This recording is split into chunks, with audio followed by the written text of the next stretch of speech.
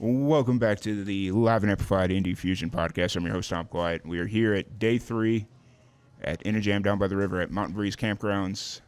We're making it. I'm struggle bussing. Struggle bussing? Yeah, just a little bit. As soon as I get this morning breakfast cocktail in me, I'll be fine. Fair. Oh, you got a black rifle right there. Give me a black rifle. I see that. That's cool. We got Aaron Bentley. How's it going today, man? And I'm good. Thank you for having me on, man. I appreciate this. Yeah, absolutely.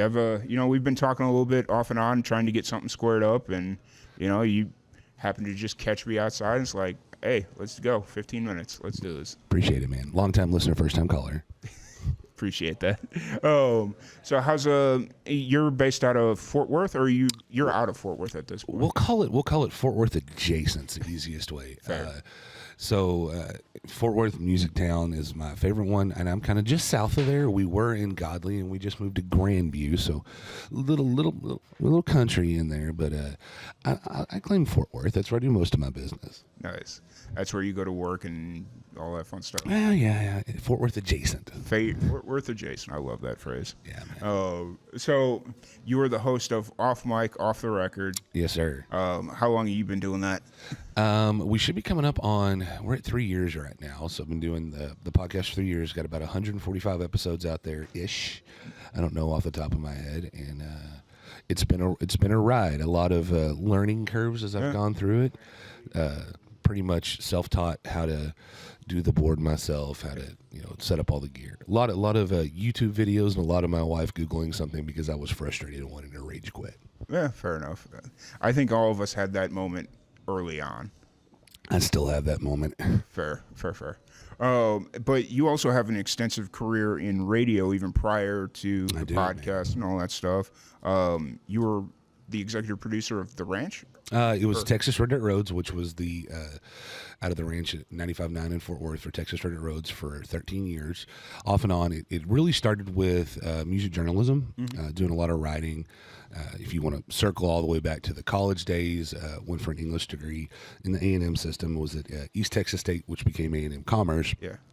And just studied there and did a lot of writing for smaller magazines, rag print magazines. All of them, in fact, I think every single one of them now is defunct. I mean, you're talking over 20 years ago. Yeah. And I did a lot of that, and then that just kind of transitioned to doing some website blogging and whatnot, and then that just kind of went to being the live show producer, and then the executive producer, and then all that, and it's been a wild ride.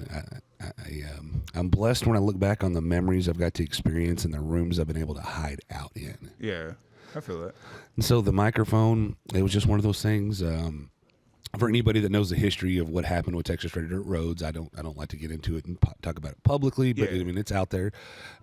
We had a moment where it was kind of like I was done, and my wife was like, "Well, what are you gonna do?" And I was like, I guess my time's over. Yeah. And then ended up going to the Larry Joe Taylor Singer-Songwriter Contest, round 1 that year. And I did some quick little video interviews, and that rolled into getting on Sweetwater and ordering a lot of gear. And I faked it till I made it. And I don't know that I've made it yet. Fair enough. I feel like we've all kind of done that. My career isn't quite as extensive as that one. I've had my little blips in traditional terrestrial radio and whatnot, and let's say they've all pretty much ended up the same way that you're kind of leaning towards. Oh, right? absolutely, right. And so it's just one of them industries that's like, okay, you've really got to go into business for yourself at this point. Like it's. If that's something you want to do, so. Yeah, and terrestrial radio, for as much as people want to say it's going away, there's still a market for terrestrial radio because what you do, what I do, and what other people in the industry like us do, it's all based on internet service. Yeah. You get out in far west Texas or in places in New Mexico, you don't have cell service, and you have to rely on terrestrial radio waves, and there is a place for it, for both of them to live together. And I think this is just the natural evolution, kind of how you do it. I mean, you basically have an entire setup here, studio-wise. I sent a photo to my dad's buddy who was in radio and film production for like 50-plus years.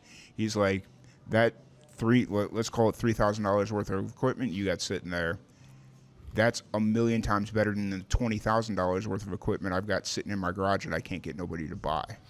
Yeah, and I think the natural evolution of technology has just made it to where, 15 years ago, let's say you're in a small market radio station, and that radio station invests $20,000 to get started. Yeah. To get started. That's not going to build you. When you're talking about, what most radio stations have, you're in the 6 digits on it, and you're able to, for lack of better terms, rival it and compete, but get your product out just as quickly with a setup you have here that you can carry in the back of your car. Yeah, that, and then you can also broadcast to a wider audience. Absolutely. You're not confined to the constraints of the FCC and the towers and all that stuff. And I am giving you $5 for that $5 word, the transition of terrestrial. That was a good phrasing. I like that. I'm over here just trying to keep it above water at this point. But no, I always like hearing this story because I feel like you when you kind of start doing a podcast, that's kind of all you're known for. Right. It's like, I can't tell you how many times I've always just been, oh, Tom, he does the podcast. And it's like, yes, but there's a lot more to it than just the podcast. You get what I'm saying? No, 100%. And it's cool when you come to events like this. And I'm glad you went into this and using yourself as an example because, I'm going to say I had that prejudice about you that, you were the guy who did Live and Amplified. That's what I knew. But until you and I sat down and had those conversations, I found out your true background and everything you've been involved with. Yeah. And I think that so many people in, I'm going to say our bubble of the industry is like what's here down here at Mountain Breeze Campground this year in a jam is you have so many people that are intertwined with their experiences, their knowledge. Yeah. And their life story in music, and it's just wild when you ask that. In fact, I'll tell you this. Yesterday, I had to hop on stage and do that impromptu, kind of like the show. Yeah. To fill some time. And I was just asking the audience some questions, and I don't know if I unintentionally skipped somebody, but when we were watching Fulbright, a lady came on, she goes, I really want you to ask me those questions. And I was like, did I miss you yesterday? She goes, yes, I really wanted you to ask those questions. So we'll come back come back today. I'll make it a point to get on the stage and look at you and ask you those questions because I didn't intentionally. Yeah. But there's a story there. I know there is. Oh yeah, there has to be. She wouldn't have came to you and said something if there wasn't something there. I love that. So yeah, that's cool. I thought that was a really nice breakup because there was like a weird lull where I wasn't in here for the entire open mic, but I'm guessing just not everybody was like up to jumping on stage at that point, or what I think it was is the people that were signed up on the open mic ran through it, and we had some extra time because we were limiting how many songs that I said it was the great production team we have out here at In a Gym Down on the River, and I just kind of started asking questions because I vomit at the mouth when we have dead air, and I feel like I got to fill a void, and it just kind of worked. Yeah, it was cool. It was definitely cool. So You've been on a little bit of a break with off mic, off the record. Yeah, nothing drastic, nothing crazy. It's been about a couple months. I just took some time off. Wife and I found we were in the market for a house. We have been for about almost 2 years now. We just happened to find the one you want, the one we wanted. It checked 99.9% of the boxes, and it was like, okay, we now have to pack up a house, get our house on the market, get that looked at, and then move. Yeah. And so it was just kind of a natural thing. I was like, okay, look, I've got tons of content out there. I've got tons in the bank right now, or on the can, as we like to say. Yeah. A couple recorded in the can. And I was like, it's going to be okay to take some time off. Yeah. I needed that because I've been pretty notorious for blowing and going 2 to 3 full episodes a week, getting it out there, which I do all the production, all the editing and everything myself. Yeah, fair enough. Your episodes are a little bit more in depth than mine are. Like mine are, this is what it is. Because is it every episode or every once in a while you'll have like people playing music and all that stuff? So I have the basis of it is I'm mainly we'll say 80% of the product is going to be artist, and I have music on it, and I generally do a 90-minute minimum show with 3 songs in there, and I'm very neurotic when it comes to my editing, so I make a 90-minute episode may take me 16 hours to edit. Okay. Because I multi-track, and I go back, and then I listen to this, and I'm like, I don't like this guitar level. I don't like this vocal level. Yeah. So that's how we were at the beginning when we first started doing Live and Amplified. was we were doing 30-minute shows, and it was released on YouTube. It wasn't a podcast, although we probably should have released it as a podcast originally. Should have, yes, definitely. But I say had. You've still got some amazing content coming out. Yeah, it was. We've probably got about 21 of those episodes sitting on YouTube, and they're all pretty much dead at this point. Nobody really. There's one episode of a guy, CW Ion. He's down in Las Cruces, New Mexico. He did a blues cover song that, for whatever reason, for the last 7 years, it's been getting like 600 views a day.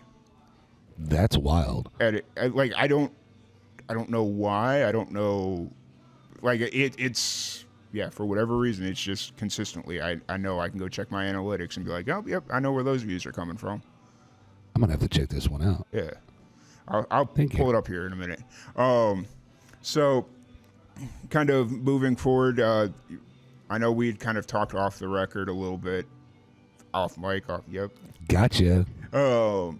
That you're kind of hoping that this will kind of reset you and get you back into the vibe. Is that kind of the feeling still, or? Yeah, I mean, I'm not gonna lie. I love a music festival. Yeah. I love big, small, far, close music festivals. But there's something about this one here in a jam down by the river at Mountain Breeze Campgrounds in Rumples, Texas, that has always. This is the one for me. Okay, this has all the elements of what made me fall in love with music festivals. The small, intimate crowds in the bar in here, the way people listen on the stage, and the jams afterwards, man. That's my bread and butter. Getting to sit around a campfire and just listen to the creativity happen when you have players. Man, I think there was 78 people is what I counted last night around the campfire. Oh, wow. And that's just right here? Going right over here, right by the stairs. Wow. 78 players. You had a bass player who was running through a wireless Bluetooth rig. Yeah. So you could hear his bass. There was 2 fiddles, 3 mandolins, countless guitars, and everybody was just singing, getting into it and listening. That and Fulbright, John Fulbright. Oh yeah, that was one heck of a show. I was sitting. No, you were down sitting on the side stage. I was everywhere. I came up by you a couple times. Okay, yeah, I was sitting up on the backstage, and I was just sitting there. I was like, because somebody messaged me like right as Fulbright was kicking off. He's like, "Hey, you want to do that podcast?" And I'm like, "Yeah, let's do it." And so luckily, Fulbright, would he play for like an hour or something like that? Yeah, it was a little over an hour. Yeah, and so I caught the back half of his set, and I come down, and there's like people having like this emotional, cathartic moment, and I'm like, "The hell did I miss?" John Fulbright playing keys under the trees. That's what you missed. Yes.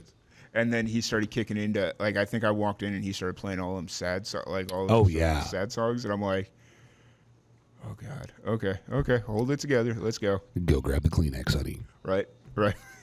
For me, not for you, for me. Fair. So how'd you get linked up with Dustin and Inner Jam? So it's a funny story. So meeting Dustin, don't give me a line on what year it is. I've been a frequenter of Larry Joe Taylor Music Festival, Texas Music Festival in Stephenville every spring. And again, campfires, that's my thing. And I used to, at one point we hosted the official after party at Larry Joe Taylor. I would kind of run the campfire sets. And then I'd always make it a point to wander, go walkabout, as we like to call it. And there's this one campfire, like out there, you've got very specific sites that do different things. And it's run by Dick and Doggett of Mule Barn up in Justin, Texas, and then several other, Gyro and Julie. Gyro's big-time sound guy, and there's about 30 of them that camp. Yeah. And I was sitting there listening one night. This was years ago. And I'm listening to this guy play, and he was so different than everyone else there. Yeah. It was Dustin, and I didn't know him. That was my first introduction to Dustin. And I like to tell the story because it's the first time I've ever been surprised by somebody at a campfire. I don't mean musically. I'm talking about just like the strangest interaction. Yeah. So I'm sitting there, and I'm like, man. I had to lean down and tell him, man, I really dig on what you're doing. You've got a really, grassroots, unique sound going on. Yeah. And 10 seconds later, he's reaching down into this bag I didn't see, and he pulls out a vinyl of his last album and hands it to me. And I'm like, well, not often you're sitting there and somebody hands you an LP vinyl, right. 3:30 in the morning. Right. And then we just kind of talked. We've gone back and forth, and I've had Dustin on the show a couple times and in the live broadcasts and at the house for recorded sessions. And he's just like, hey, man, I got this festival I'm doing. I've been putting on a couple of years. Why don't you come down and check it out? Yeah. And then it kind of turned to, hey, you want to come check that festival out and maybe do some introductions on stage? Yeah. That last year, right? Last year was my first year. Yeah. And then it became, hey, you just want to MC the whole festival? And I'm like, okay, I'll give it a shot. I'll give it my best. And loved it. Every second of what I've done in this year, that just as much. I mean, the way this crowd responds, the way that people listen, and the way that it's such a community out here is like my big part. Yeah. I walked out there last night during the Fulbright set, and I just saw that crowd, and I was like, that's a pretty good crowd right there. Like, everybody was packed in tight up front. Like, I couldn't see much past like the second or third row of people, but it was just Everybody, it got close to the stage. yeah. And I was just like, there could be only 40 people out there, but it looked good. So, I'm going to say that's probably the biggest crowd I've seen out here. yeah. Last year was a really good. I don't remember a whole lot from year 3 because I was only here for like a day and a half, and I was in here most of the time. But year 4 was really good, and last night tops anything year 4 did. Man, we came away, my wife and I came away last year saying that John Fulbright set was one of the most spectacular moments we've got to experience. Not taking away from any of the artists that play this festival, because the talent and the ability that I have seen out here is just insane. Yeah. But Fulbright, that's what he has going on with his band is something special, and I was like, that's a top 5 show for me. Yeah. And I've seen a lot of live music in my life. Yeah. Last night's set, Yeah. probably better than last year's. Fair. I agree, 100%. So, looking at your podcast and Off Mic, Off the Record, who's a guest that you really want to try and get that you haven't had yet?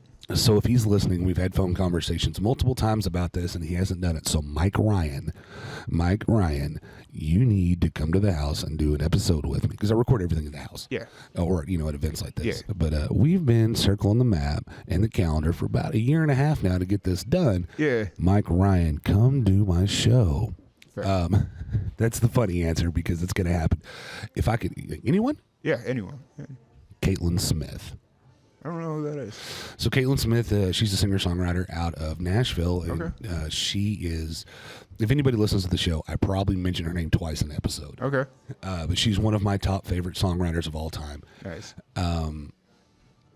She writes life and love through the lens of the words that are in your mind you can't get out. Does that make sense? Yeah, 100%. What you think in your mind about life and love that you don't know how to get into words, Yeah. she expresses that way. Nice. She had her debut album. She's recorded and wrote a lot of music for other artists, but her debut album Starfire came out. Yeah. And if you have not listened to it and you're a fan of lyrics and good music and great vocals, it's Caitlin Smith, Caitlyn Smith. Starfire's the album, and she's got the song on there called "This Town Is Killing Me," which is the first song I've ever heard from her. And it's about being an artist in Nashville. And it starts off and it says, "I pour my heart out 3 minutes at a time on a J45, but nobody's listening. They're too busy drinking on the company tab." And I was like, that's the most real opening line I've ever heard in my life. Yes, and I just kept listening to it. Nice. Have you ever given thought of going up to any like the industry stuff in Nashville, like CRS or CMA Fest, or? I have, but I think because I like being kind of in the background and on the outside a little bit, that I don't necessarily want to go to something like that.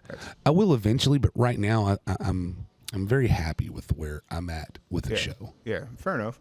It's just one of those things. Like CRS is still very DIY. Like, even though it's very industry, it's very DIY in nature, because like you'll bring a lot of people in and you'll have the occasional big name come through, but it's a lot of the guys that have been playing around Nashville for 50 years, and a lot of like the real old timers that have cool stories, and people know who they are, but unless you're like really, if you're really in the industry, you know who they are, but once you kind of start asking the casual fan, it's like, oh, I think I know, it. So CRS is cool, but yeah, I figured I'd ask because I'm thank you for asking. I haven't really put a lot of thought into it, but I mean, I will eventually. Right now, it's let me stay close to here. Fair enough. Let me stay close. Let me stay in Texas. I make my jaunt to Key West every January for Mile Zero, maybe up to Steamboat Springs for Music Fest. But right now, I miss my trips to Islamorada every Martin Luther King weekend. It was Islamorada. There was a Baygrass Bluegrass Festival. Right.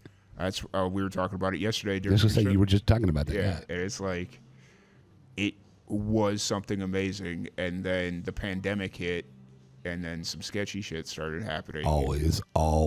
And so it was just like they still do it, but it's like it's at a brewery on a Saturday, and they just call it the Baygrass Bluegrass Festival, but it's like 4 bands, and it's held up by like the community music program or whatever it is. Is there do we have is there a numeric value put on how many bands play for a festival? What is your idea? What makes it a festival versus an event? Well, I've always been of the mindset it's not necessarily how many bands. For me, if you're going for at least 8 to 12 hours, that consists of a festival. I like that answer. Yeah. And I wasn't asking that sarcastically. I really want to know. No, like for me, it's like, because I've had that question before, because I'm used to going to festivals and you're there for 3 or 4 days and you've got 50 to 80 bands, depending on. Huge lineups, yeah. And I was talking to a buddy of mine out in Roswell, New Mexico, and he started doing a locals only festival.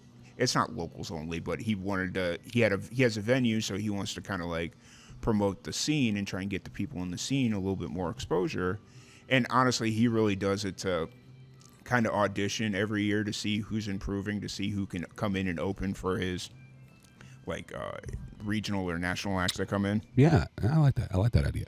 And he was always like, I don't know how long to make all this, or don't even know if it's really a festival. It's like, dude, you're going from 10 a.m. to like 2 a.m., so that's a festival. Yeah, it's a festival. I don't care what you say. So, but yeah, for me, it's like there's a difference between a show and a festival, and a festival is anything over like 12 hours to me. Good answer. I like that. I'm probably going to steal that, but I'll quote you for it. It's fine. I don't care. Take it. I'm sure I've taken somebody else's quote and not even known it. So love it. If anybody wants to check out Off Mic, Off the Record, where's the best place to find you? I'm on every streaming service, sans Pandora, because they're and cuss right. Yeah. Pandora's a bunch of little bitches, and they don't want my show for some reason. I've never figured it out. Are you on iHeart? Did you get on the iHeart? Yeah. Okay. Yeah. I got put on Audible and had no clue I was on Audible. I was on Napster for a bit. And Napster? yeah. It was Lucky dog. Let's see. There was another rent. It was Audible. I found that one out. I was on Amazon Podcast, and I was just like, okay, cool, whatever. So yeah. I'm on Podcast Addicts. Okay. Yeah. Podcast. Yeah. I have no clue what podcast is. Yeah. Pocket FM. Yep. There's a lot of them, and I don't know what they are, but I'm like, cool, thank you. Yeah. They're all trying to rival. Like Spotify's the giant juggernaut right now. Like it used to be Apple, but honestly, Apple's just kind of. So I'm about 51% Spotify, 48% Apple, and the other is just all these other ones. I'm probably about 80% Spotify. So. I get a lot of Alexa Okay. spins. It's like Really? those people, hey Alexa. Dude. Yeah. I don't That's know. cool. But once again, really appreciate you. I know we got to get out of here, go get some breakfast. Yes. And all that fun stuff. But appreciate you, Aaron. Appreciate everybody for tuning in, and we'll catch you all later.